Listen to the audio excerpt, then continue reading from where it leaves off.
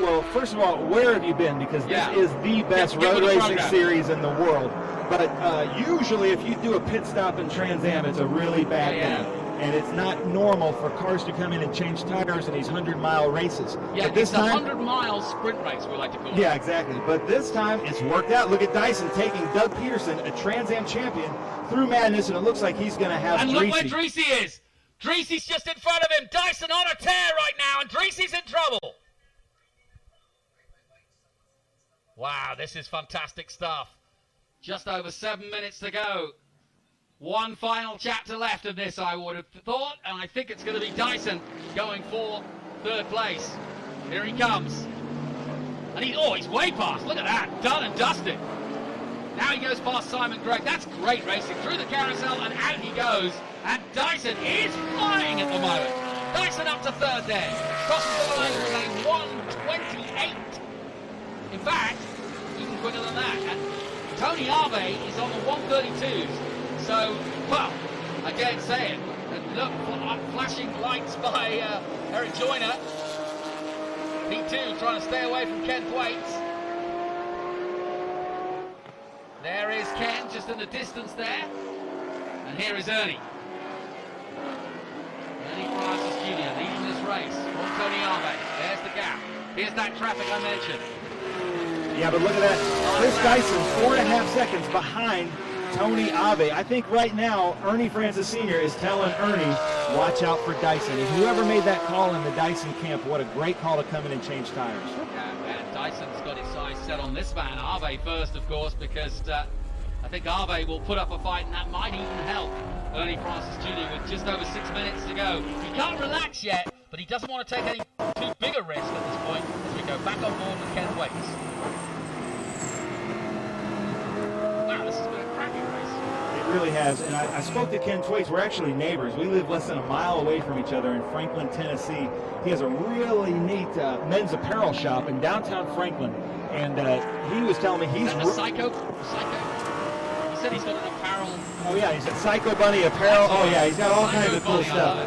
And but the cool thing about him is he's running for the championship, so maybe he's thinking, I can't catch Joyner this time. I'll live to fight another day, but I need the points. He's got the experience to think that's for sure. So, time running out, less than 6 minutes to go in our feature race here for TA, XGT, SGT, and GT. 4 classes in all. I'm really proud of our new drivers out there as Ken Thwaites goes by one of the Aponte Rios cars, the AR Racing BMWs. And we've got Mark Drummond out there leading. They're doing a great job in such, this would be your worst nightmare for starting to race in a series as we watch Ernie Francis Jr. go right by us. Ken Thwaites coming into the keyhole in that beautiful Franklin Road Apparel Audi R8. Just keeping an eye out for Dyson, but he's made a mistake or not because he's suddenly disappeared. No, that's Dyson. No, that's my suit. Yeah, that's my suit. So where's Dyson gone? I don't know. You're exactly right. 4 minutes to go, and I'm still looking out the window of my commentary box. I'm preening out to see where he is, but he's disappeared, folks. So it's Ernie Francis Jr. and Tony Arve. They are 2.8 seconds. Ken Thwaites, as we're on board with at the moment, and Eric Joyner going back with each other. But it's Joyner leading the way. There is Dyson. Chris Dyson coming into one. I don't know if he got behind lap traffic or he had a quick off. I don't see any grass in his radiator. No, I don't see any damage, but something's gone wrong there because he's lost a lot of time there. Oh, interesting. Maybe he's happy with a third. He's never happy with a third. No, and his team is not happy with a third. And he's got 4 minutes to change things.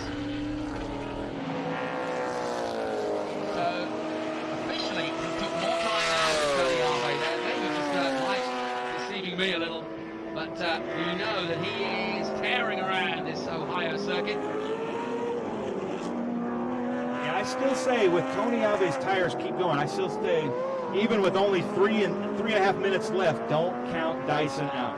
Well, I think Arve took a little bit of a note from how Francis was going about it, and definitely both of them were preserved tyres because they recovered well from what looked like a really dicey situation a few laps ago. And here comes your leader. 3 minutes to go and 36 laps in. the book. And Ernie Francis Jr. of Florida won Florida South Wealth, his new sponsor. And he's doing them proud. He did it in the championship. He won at Daytona. Yes, won at home in Daytona in the East Round Championship. And now he's back in the physical world, and he's back to doing what he does best. And he's come. I mean, it's been an amazing. I mean, what, 5th place at one point, down in 6th right at the start of the race. Lots of traffic, and he's managed. Had a great tussle with Chris Dyson early on. That fell apart when Dyson went in for tyres. Dyson very quick once he got the new tyres. 125.5, the fastest lap of the race. And meanwhile, Francis Jr. circulating in the 132s at the moment. But that will be enough to hold off the rest of the field, hopefully, if he doesn't make any mistakes now. And Ernie Francis will head towards his 7th win in a row here at Mid-Ohio. Quite astonishing. It really is. And let me tell you what I know about Ernie Francis. Watch this gap between he and Tony Ave. Once Ernie gets out front, it's like he tries to put about 500 yards between the next car and just stays there. Make sure that his car is running well. He doesn't take any risks. He is always thinking about a championship. If I were a team owner, he's the first person I would go after because he makes every move for a championship. He never takes unnecessary risks. And here he is just keeping Tony Ave back there, but keeping him honest. He's not going to do anything that could jeopardize his win at Mid-Ohio. And you can see Ave struggling. He's getting sideways almost every other corner. Smooth at the moment, but Francis looks to have the better grip, and that's just time management. That's another thing that we haven't mentioned with Ernie. Over the years, I've watched him do these 100-mile races, and he's always good at the time management, and that's the key to winning in this. Yeah, and big hats off to Pirelli and these P0s for the rains and the slicks. The fact that these rain tires held up so well for these guys in these heavy cars with all this horsepower on a dry line like this for so long really speaks to Pirelli, and we're so happy to have Pirelli as our main sponsor in the Trans Am Series presented by Pirelli. Yeah, Pirelli have been a long-term sponsor of the series, and it's great to have them on board. The Italians, of course, who also provide tyres for Formula One, so they kind of know what they're doing.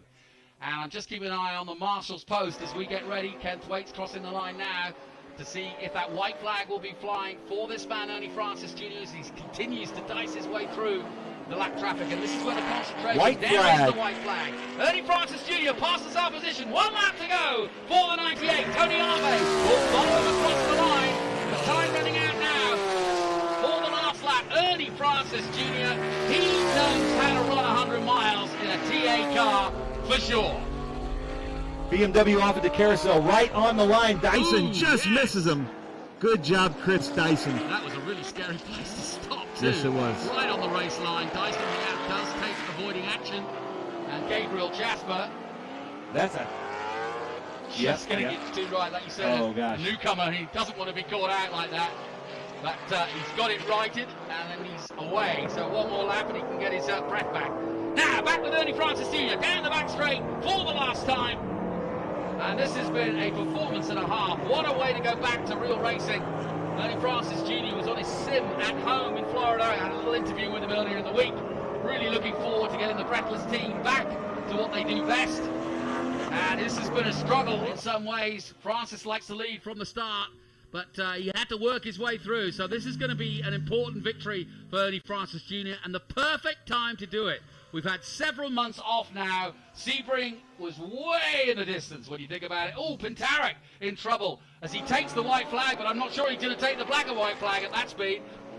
Thwaites crosses the line now, but it's Ernie Francis Jr. on his way in total 7th heaven out of the last corner, and Ernie Francis Jr. takes the checkered flag and wins at Mid-Ohio in TA. Congratulations, a round 2 win from our champion. Yep, that says it all. Warm those hands up for a high five. Great stuff by the team. It's a real family-operated team. They're a great bunch of people, and they really care about their racing. And, you know, hats off to them. I know they've had a lot of victories, but when you see a good team who work their socks off for each and every victory, you've got to give it to him. Oh, I am constantly in awe of Ernie Francis Jr. And the greatest thing about it is he does all of his own car setup. He is the engineer. He is out there adjusting his shocks. He came in yesterday that he told his team to pull off the shocks, and he made his own adjustments. He's always loading and unloading the trailer, and I'm just always impressed with him, and he really does a great job as we watch Eric Joyner about to take the checkered flag coming around the carousel in our brand new XGT class. Yep. So Eric Joyner takes victory, and like you say, Ken Thwaites will live to fight another day. They had a great dice at one point, but Joyner came in, got the tyres, and has never looked back, and that's another good victory for him. Ben Sissel's going to head over and go and talk to our boys, but there'll be plenty to talk about, Ben. What a great race. And Jonathan, what an honor it is to be announcing with you, my favorite announcer, but then also to be announcing the Trans Am Series, which is the greatest road racing series, period. I'll give you that bit. The second part, definitely.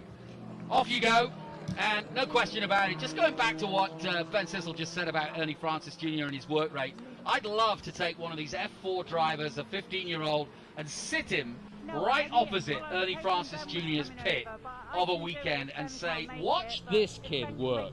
This is the work you need to put in if you want to be a championship winning team. This is it, the Breathless team. They're ready to go. And that is the first win for Breathless since we went into lockdown. And one Florida South, well, has done the business with Ernie. And in he comes. Tony Harvey will take second place, and an excellent third place from Chris Dyson. Tommy Dreesy, to be honest, race of the day, certainly the story of the day, he was everywhere. We were on board for a lot of it. Doug Peterson, good result, 5th position. Simon Gregg had 2 spins and still made it to 6th place. But the winner, with an average speed of 79.6 miles per hour, 39 laps, just over an hour. You can see 214, 215, 216, 217, 218, and I wouldn't be surprised if 219, well, it's already there. I wouldn't be surprised if 220's on that car at the end of this season. It's been a stunning, stunning story, and he is rewriting the record books quite literally at a young age of 22. If he sticks around, he could become, you could be looking at one of the greatest drivers in Trans Am history. And look at him, fresh as a daisy as he pops out. Yep. Thanks the car, thanks the crowd. Good to have the crowd here too, and now the team. Well done. The old hands device on. At Ernie Francis. Follow him on social, and if you haven't downloaded the app, go to it. We've got all the information, all the promos. We've got a promo from Ernie on there as of this weekend. And that, Amy confirming, that's 7. And he's going to tell us how many he's got. 7! 7th heaven then for the man from Florida, Ernie Francis Jr. Yeah,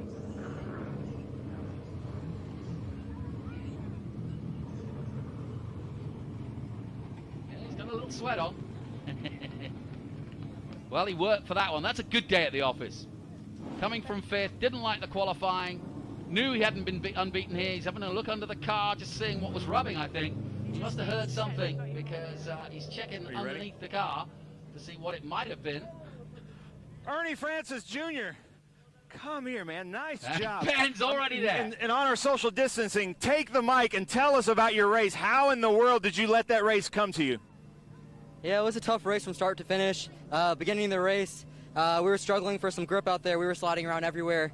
We didn't know what was going to happen, if it was going to be more rain or if it was going to dry up. We were searching for any kind of dry line we could. And then about midway through, we found some pace with it. We were able to try and move up through the field and start making some moves on the field. Got up into the lead once we got there. We knew we had to just try and keep the tires underneath the car.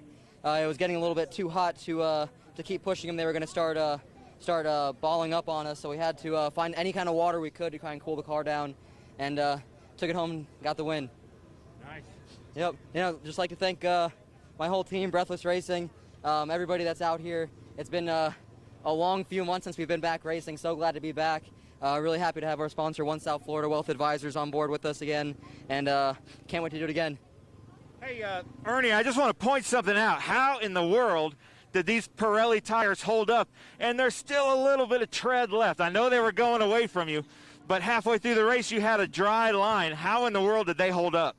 I was just trying to be as smooth as I could. every single lap pretty much, trying to find the water. I was going along the inside line, going down the front straight, putting 2 wheels in the grass at some points, trying to cool down the tires, and seemed to work. They still have plenty left. I think I could use them in the rain again. And I haven't gotten the results yet, but how did your teammate Tim Harrell do? Not sure. I haven't even... First place in GT. Let's go to Tim. Here we go with Ernie in the GT class. We talked to him earlier. Tim Harrell, stay there for a second, buddy. How does that feel? What a crazy race. That feels amazing. Just held on there at the end. I was having the same problems I was having at Sebring with the car failing, like no power at all. And I was less than an eighth of fuel tank left, so I was limping home. Thank God. Thank God we made it. Nice. We are so proud of you. Nice job. Always a good showing with Tim Harrell. John Bockham, who loves coming here. But I got to talk to Mark Brumman. Are you first in SGT? We haven't gotten official results. I think so. You were first the whole time. First time with Trans Am. I'm so proud of this dude. Couldn't have been worse conditions for a first-time race, and you just took off. Tell us about your race. You take it. I got you. Well, it was, I love racing in the rain. When we were practicing, I was like, it's raining, I'm going out. I think one other person went out, and I'm like, I'm going to get my race line down, and it proved to stand true in the race. So we had a good one. Tires are just completely beat. I was expecting them delaminate at any time, but we kept going and pretty happy with it. So led most of the race, and even in the XGTs was beating them as well. So it was a good time, definitely a good time. Thanks. Thank you. Mark, congratulations. I'm going to talk to Ken. I think, Ken, you finished second in XGT, right? But Eric's not here. Who made the call to come into tires? We collectively did, coming up the back from the valley, because I wasn't making any headway on the wets. And it's like, well, we got to throw the dice, you know, and gamble. So we came in. That's kind of what Eric was waiting for. Once I came in, they go, okay, we're in and getting slick. So what a cool race, man. This is like big time. Yeah, I love it. We've been on a break for so long, and to come back to a crazy race like this, we had a shot of Eric coming out of the pits here, and you were right there. Did you see him? Oh, yeah, we were following you around for a while, but he just took off. Once his tires came to him, he took off, huh? Yeah, it didn't take him long. I mean, it takes about a lap, and he had enough lead to kind of scrub him in, and I was going full bore, man, trying to catch him. You know, I never thought I'd be wishing for more rain, because I think we had him covered when it was super wet. And I covered in the broadcast, you're the person that called Eric to join the series, and here you guys are battling it out. You had a great battle at Sebring and now at Mid-Ohio. So are you kind of regretting that decision? No, not at all. I'm here to race, and I don't want to win a race if there's nobody to race against. And he's got a quality program. I think we got a quality program, and that's what it's all about, man. And it's that kind of attitude, Ken Thwaites, that makes the Trans Am Series the greatest road racing series in the world, period. We're about to go up to the podium for our podium celebrations here in a little bit. But look at this right now. We've got a great field of cars coming through. It's about to get loud. I'm going to send it off to Johnny as he's going to be able to announce this great Group 6 and 10 race.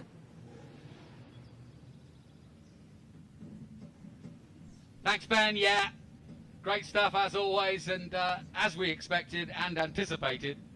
Ernie Francis Jr. then with the win for the One South Florida Wealth Advisors Ford Mustang and Lemire's Motor Racing Chevrolet Corvette Tony Arve. Chris Dyson in the plate. Ford Mustang taking third place. So Mustang, Corvette and Mustang. And Camaro in fourth with Tommy Treacy. Good job done by Tommy to hang on in there. Doug Peterson, Simon Gregg, Amy Ruman, Kerry Hitt, Eric Joyner and John Bokum rounding out the top 10 for Bokum Motorsports in the Ford Mustang. A little further down, Ken Thwaites all smiles as the XGT Championship starts to hot up. Mark Brumman happy. We spoke to him just a moment ago, putting in SGT and David McTarrick.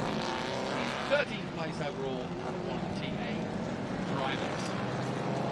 Congratulations to Tim Harrell. No legs, but I tell you what, he knows how to pedal those arms and get his car to the top of GT. 16th place overall and a win in GT over Miguel Angel Diaz. So that's how it ended in our feature race for TA, XGT, SGT and GT. I think that's a great way to start the weekend for Trans Am, presented by Pirelli We are delighted to be here at Mid-Ohio. Our thanks to the circuit to allow us to be able to go racing again. Thanks to the crowd.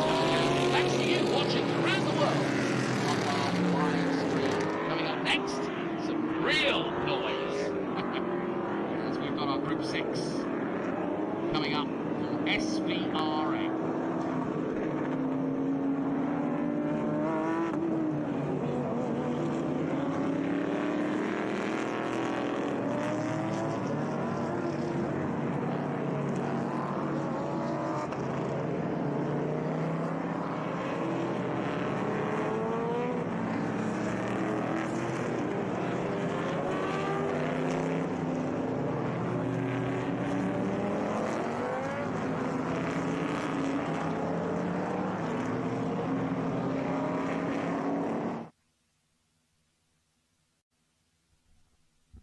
So from high above Mid-Ohio, you get a real good glimpse. We're not racing just yet, but this is a feature race for the next group in SVRA.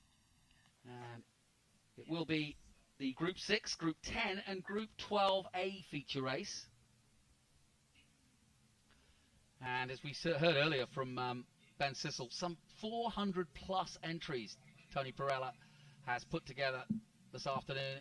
This is without doubt one of the biggest championships in terms of numbers anywhere in the world. Fantastic to see, and it's so good to see these older cars still being raced. Some people collect art, we race them. Away we go!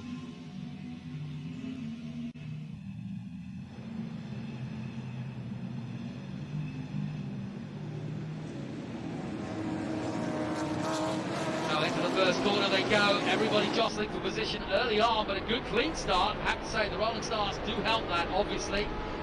It's a big difference to be able to do that. And down as they go, and everybody just looking for a clean and clear line. These conditions are dry now, but there's going to be the odd wet patch out there, and you've got to be careful on these open laps not to trip over effectively. Patch and not being ready for it, and keeping our eye on the competition, but also on the track conditions. And so we'll probably watch carefully on that last race to see who was where.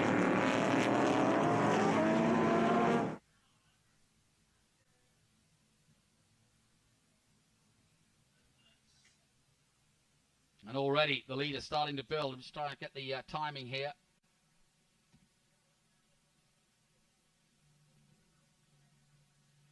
Let you know who exactly is doing what. We've got a good field, strong field here for the Group 6 cars. I'm taking a look at where Scott Borchetta is going to come out. I've been getting to know his racing in the last few weeks because he's been in our E-Championship.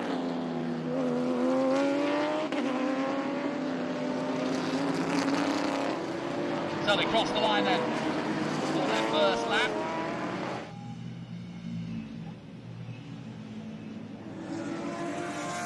Already the field starting to spread out. We've got some good battles. Corvettes, Camaros, Vipers, you name it. And from various years too, going back to late 70s, early 80s. Some more modern than others. The old Trans Am car out there, the old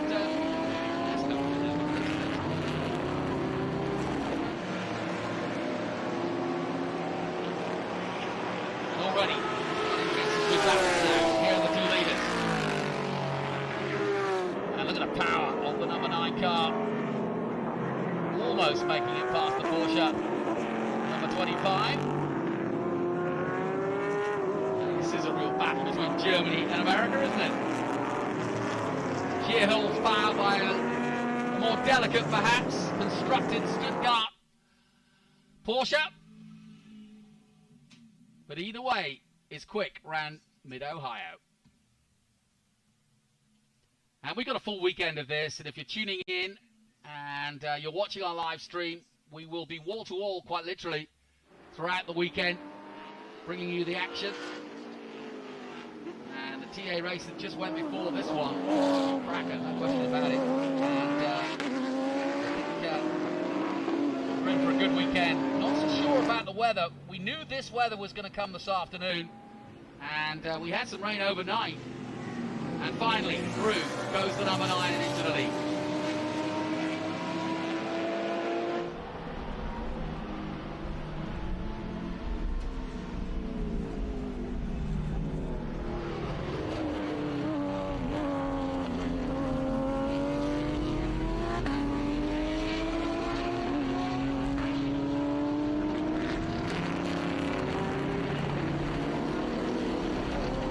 Well, it looks as though the conditions now have got to a point where they're able to do flat-out laps here, no question. But the rain has gone, and pretty much got a dry track now, which is what they want. Those are powerful cars. Yes, the year. And it's great to wander around the paddock here and see these cars being prepared. Every nook and cranny of the Mid-Ohio Circuit paddock is packed with cars. All varying sizes and shapes and years, of course.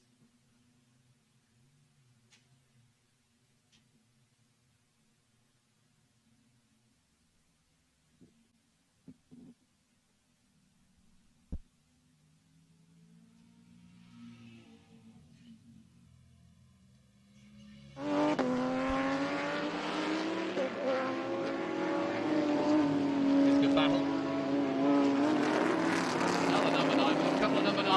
There. Very different cars I may add. And there's a battle, I think, for about 5th or 6th place.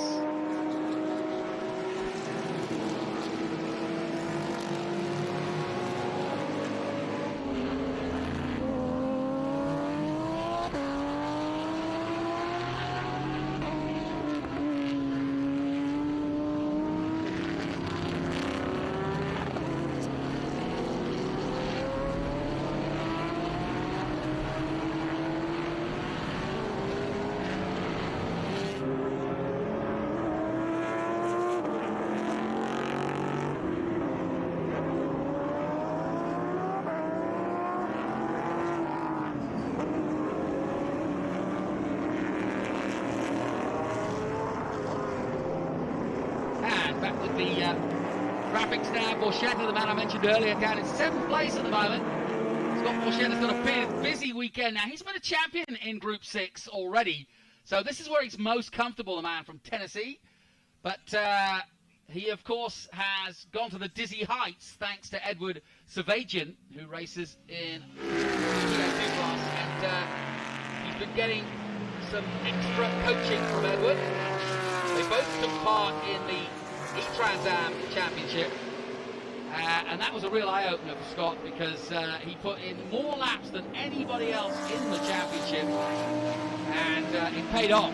Got a couple of top 10s, and I asked him what he hoped to do in real TA2, and he said, if I can stay anywhere near the top 15, top 20, I'll be more than happy, because he said he knows just how good the rest of the field are, and he's coming to this for the first time after a test in Texas a couple of weeks ago. But he's Scott Borchetta in that number 9. We'll keep it on a watchful eye on. And I did get my timing back now. We had a little bit of a jog there, so I couldn't quite tell who was what. But now the Red Dot Cup car of Scott Borchetta is the man, I can confirm is the leader, who took the lead early on over Zach Arnold. Todd Sloan now 3rd place, and Harry Hinkle in 4th. John Higgins in 5th place at the moment. Norm Goodrich in 6th place.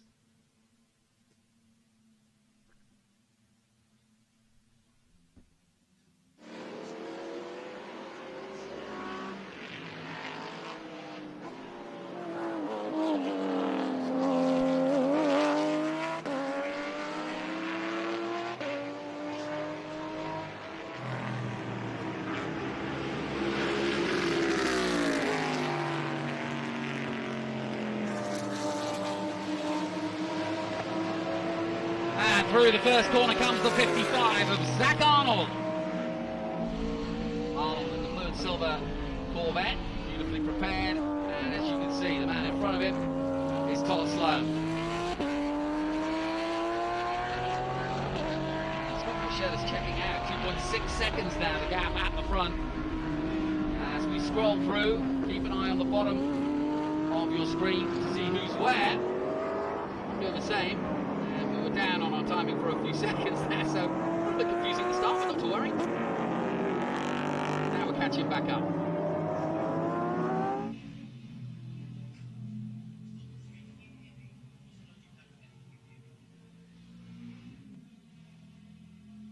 And looking high above this Mid-Ohio circuit, you don't really get to notice that river in the background when you're on the ground, but you can certainly see it very clearly here from our brilliant drone shot. And like we said, Trans Am and SVRA have been coming here a fair few years. Across the line goes the leader. 5 laps in the book, and last time out a 1:26.8 by Borchetta, and that is a really quick lap. He's some 3 seconds quicker than Todd Sloan in the Porsche, the GT3 Cup car, and that's no slouch either. So really, really good job so far. Zach Arnold does a 1:30.5. Harry Hinkle, David Sharp has moved down to 6th place. John Higgins moving up to 5th now. Goldrich down in 8th position. Michael Walsh in 9th. Scott Graham rounds out the top 10. Christopher Zappa, don't know if he's brother of Frank, but anyway, Christopher in 11th place at the moment. In fact, just moved up to 10 places. They crossed the line now. Back to the 2nd place man. This is Todd Sloan in the number 25. And that is a classic Porsche look. There's no question about it. The German flag emblazoned on the side, and the factory colours, if you will, with Mobil and so on the side of the car. When you see a Porsche racing at the Nürburgring or at Spa, that's what you expect to see somewhere, sometimes. But the distinctive mark that is Porsche, what a history they've got in motor racing.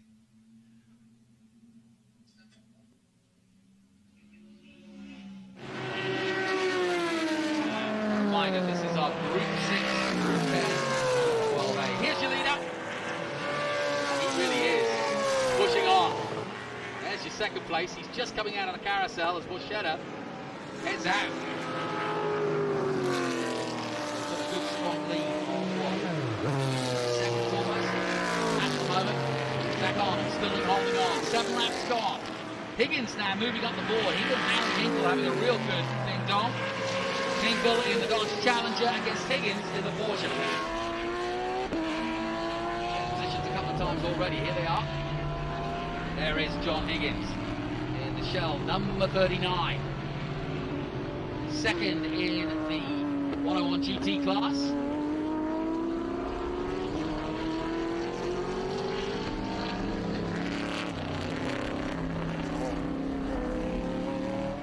And Goldrich is also moved up the board. He is now 6th place on the 7th lap. And the time starting to drop too, as everybody's starting to put in the quickest lap. I think the conditions getting better and better as this race goes on. Scott Graham down in 12th position now. Ooh, that's not good. Robert G in the 696 is parked up, but luckily out of the way, and shouldn't slow things down. Shouldn't slow proceedings down as we go back to the 2nd place man, Todd Sloan.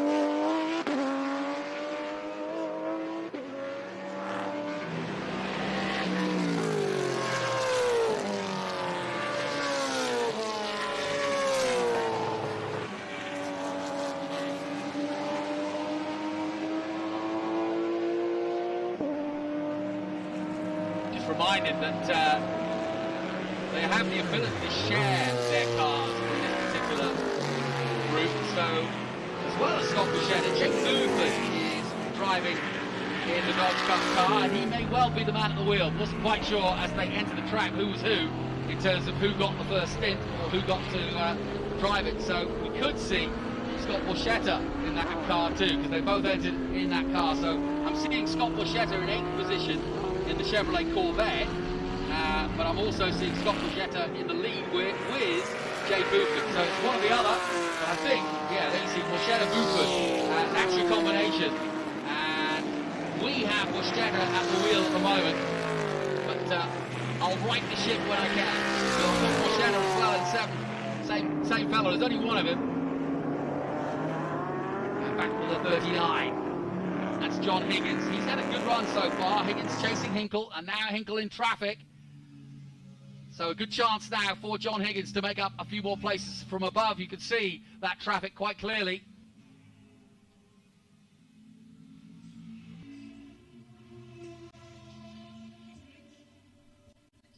Tirpak, Shelton, all the way down. What a big field too. Look, we've got some, well, 31 entries. That's how big this field is, and it just shows you that people sometimes talk about vintage racing as being something that isn't as exciting or isn't as well followed as many of the other categories of motion. Sheer numbers speak for themselves. Tony Corellas, 100+ cars here this weekend, and that's pretty impressive given the economic downturn of the last few months and what's going on around the world. To be able to put this kind of field together is impressive just alone. So this is the first race of their weekend. We'll get to be back out again as we look at the number 9.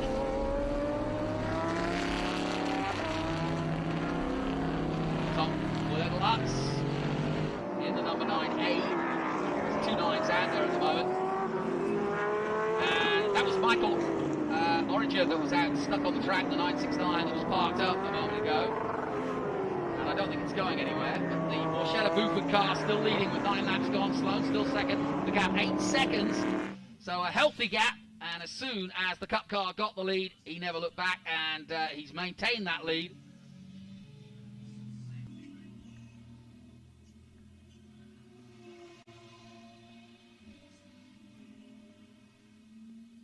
So it's Buschetta, Buford, Sloan, Arnold, Hinkle, Higgins. They're still battling in 4th. Arnold still 3rd. Goldrich now up in 6th place. He's got ahead of Sharp. David Sharp in 7th place.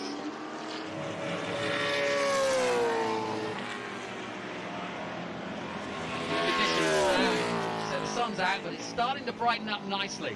Just what we wanted at this time of the day. And looking across to the crowd starting to form and the grandstands across the way. Starting to enjoy their weekend out here. A lot of campers and RVs parked around the woods here of Mid-Ohio to enjoy this vintage racing.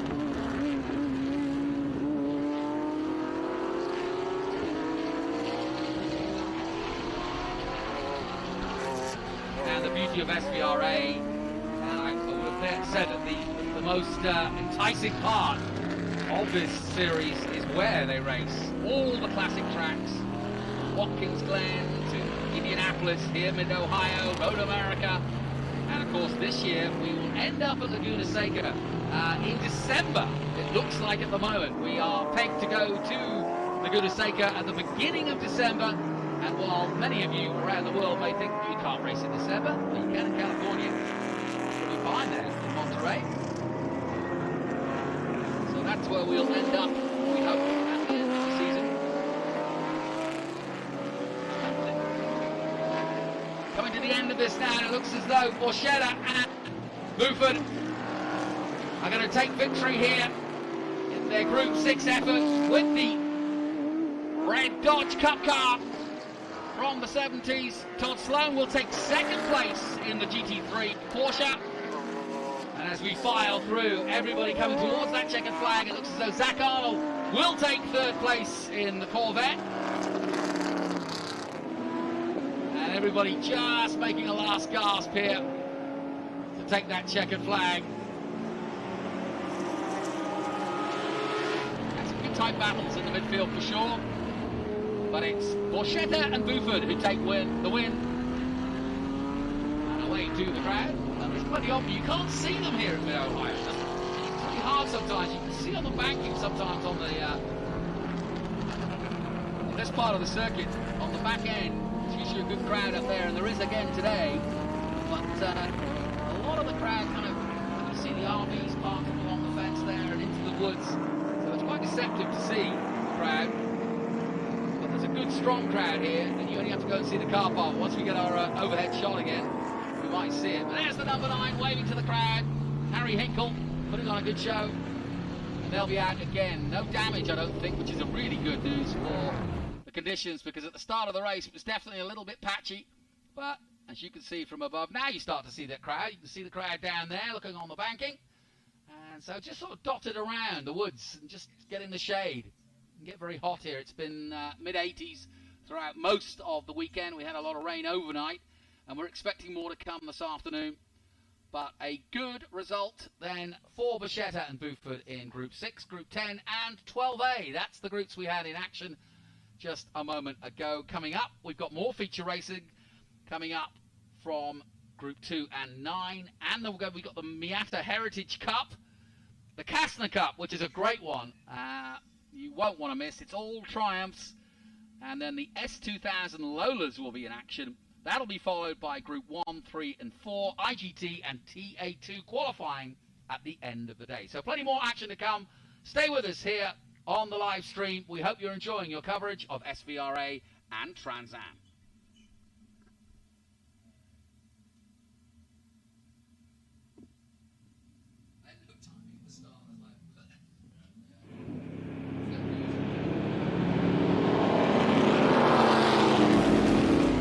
Hey race fans, it's the start of a brand new decade, so don't be on the outside looking in. Straddle the technology fence with us and be part of all the action at every round of the 2020 season. With our all-new app, you'll now have live global streaming of all the action from the heart of each and every track. Live scoring, race highlights, replays, results and team and driver news. Everything you could ever want to be informed of the world of Trans Am and SVRA. Download now on Apple and Android, the only place to get your muscle car media. Everywhere I look, I see light and shape. And some shapes are just more beautiful than others. I think about lots of things when I drive. The cost of scheduled maintenance certainly isn't one of them. The F-Pace. How Jaguar makes an SUV. For great offers, visit your Jaguar retailer during the Impeccable Timing sales event.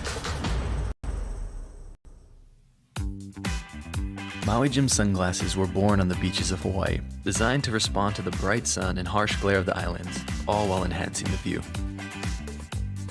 After 30 years, we're still independently owned, and the free-thinking Hawaiian spirit that first inspired us is still a part of everything we do. Our Polarized Plus 2 lenses not only protect eyes from harmful rays, they also make colors more vivid and contrast crisper. Try on a pair and see for yourself. The view's better from here. A Marathon Coach owner is someone who expects exploration and relaxation to blend flawlessly. For the most reliable, luxurious motor coach on the market today, look no further than Marathon Coach. Indulge that wanderlust, leave any cares behind, and lead a life filled with adventure. Join the Marathon family and take your 5-star hotel with you. When the finish line calls, we answer.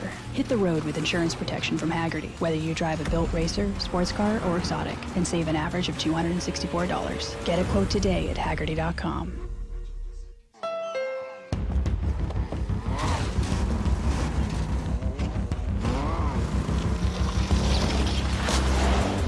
There's a challenging spirit within Honda. It gives us the courage to go faster and the thinking to make it real.